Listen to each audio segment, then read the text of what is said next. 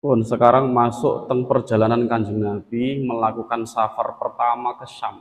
Perjalanan Rasulullah SAW pertama kali ke Syam melakukan perjalanan dagang itu menyertai pamannya namanya Abu Thalib, karena Rasulullah dirawat oleh pamannya. Jadi seluruh jazirah Arab, orang Quraisy termasuk orang Quraisy yang paling kelak memusuhi Rasulullah itu menjuluki Nabi sebagai Al-Amin, padahal belum sebagai Nabi. Julukannya adalah orang yang paling dipercaya, namanya Al-Amin. Ketika nanti umur 25 tahun beliau punya niaga yang cukup besar, makanya ada yang mengatakan Rasul bukan pedagang, Rasulullah itu pengusaha, karena omset yang dibawa Rasulullah itu bukan omset yang kecil tapi omset yang besar. Dan itu terdengar kabarnya, kabar itu terdengar sampai ke telinga Sayyidah Khadijah binti Khuwailid. Nah, Sayyidah Khadijah tertarik dengan cara niaga atau usaha dari Sayyidina Muhammad SAW, kemudian dia meminta untuk sebagai akad mudharabah atau akad apa namanya, sharing profit, apa namanya, nah, mudharabah itu bagi hasil. Ada akad bagi hasil. Jadi karena komoditi atau komoditas yang dimiliki oleh Sayyidah Khadijah sangat besar sekali, kemudian Sayyidah Khadijah meminta dan mempercayakan kepada Sayyidina Muhammad tadi untuk membawa komoditas yang besar dibawa ke Syam, dan nanti kulaan dari Syam juga. Maka dulu perjalanan dagang paling besar dari kawasan Mekah ke Syam, Syam ke Mekah. Yang mendampingi Rasulullah ke Syam itu yang sebagai mata-mata atau sebagai pendamping utusan dari Sayyidah Khadijah sendiri, dari bosnya, itu namanya Maisarah. Maisarah bukan perempuan, Pak, tapi laki-laki. Di sana ada banyak peristiwa yang diceritakan oleh Maisarah yang membuat Sayyidah Khadijah tambah takjub dan tambah jatuh cinta. Uniknya seperti ini, salah satunya misalkan Rasulullah tidaklah berjalan kecuali diikuti oleh awan. Ini jangan bayangkan awannya wedek kayak awan kinton ngoten kayak napa Sun Goku mboten nggih. Tapi awannya agak ya tetap awan jauh, jadi tidak terlalu mencurigakan seperti itu. Tapi Rasulullah di perjalanan kemanapun awan itu mengikuti, artinya tidak kepanasan gitu loh. Itu kan peristiwa yang bagi Maisarah peristiwa luar biasa. Makanya ketika pulang nanti ke Makkah menceritakannya dengan gegap gempita kepada Khadijah. Anjen hari itu tuh aneh ya.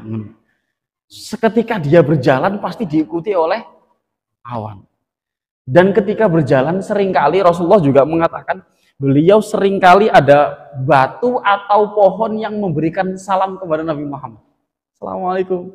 Assalamualaikum. Jangan gede itu ya kurung. Dan ini belum diutus menjadi seorang nabi, masih jadi mas-mas biasa.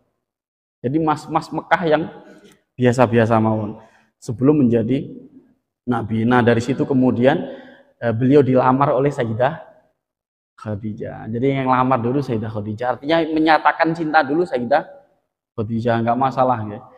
Karena tradisi di Arab memang seperti itu. Pokoknya wong jatuh cinta yang seneng ya pokok ngomong sih, boten nunggu yang laki-laki harus menyatakannya. Lek ngenteni ngono malah edisian wong malah gawetune seumur hidup.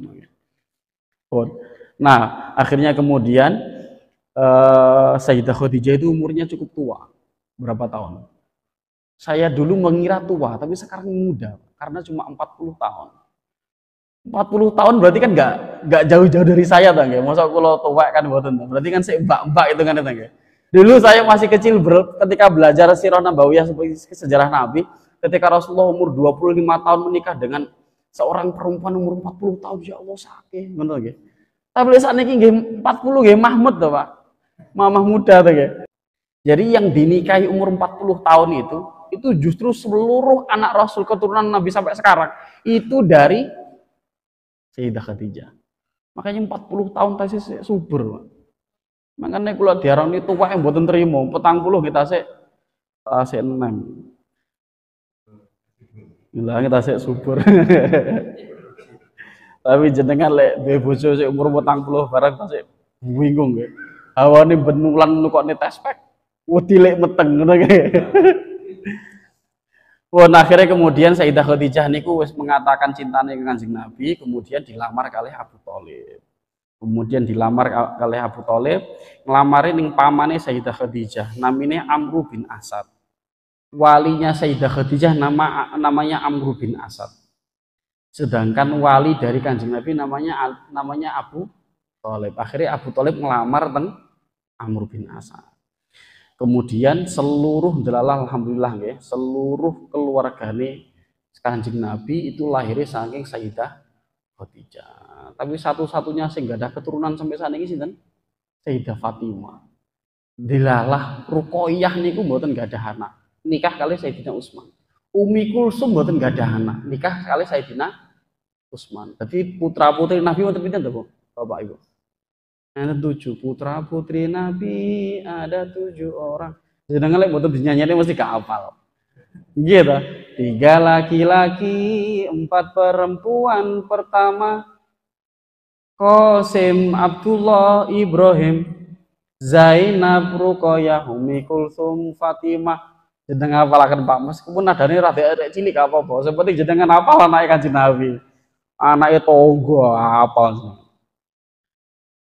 Tapi kalau lucu lek kali bapak-bapak sing dieling niku mboten anake. Tapi anak sing ayu. Oh, sing anak ayu itu. Kata. Ya ngono sing bojone ayu itu kata. Tapi lali gak ngerti jenenge. Bahkan sing lanang ya mboten ngerti jenenge. Pokoknya sing omah sing anake ayu ngoten niku. Tapi lek jenengan lagu akan kan saged ya. Putra putri Nabi ada 7 orang. 3 laki-laki, 4 perempuan. Pertama Qasim, Abdullah, Ibrahim, Zainab, Ruqayyah, Umi Kulsum, Fatimah. Semua tidak ada yang punya anak kecuali Sayyidah Fatimah. Makanya Fatimah punya nama Zainab, Hasan, Husain. Akhirnya seluruh dari zuriyah Kanjeng Nabi seluruhnya niku dari jalur Zainab, Hasan kali Husain. Jadi seperti itu. Makanya niki dulu Kanjeng Nabi ini masih punya anak ipar, Pak. Namanya Halah. Jadi Sayyidah Khadijah itu sebelum nikah dengan Rasulullah punya suami namanya Abu Halah. Polanya nggak ada anak jenenge Halah. Jenenge lo Halah jenenge. Kayak wong Madrid. Halah Madrid. Akhirnya jadi Kanjeng Nabi nggak ada anak tiri saking Sayyidah Khadijah. Namanya sinten? Halah. Makanya putra putri ini wonten 7 duwe anak tiri setunggal namanya sinten?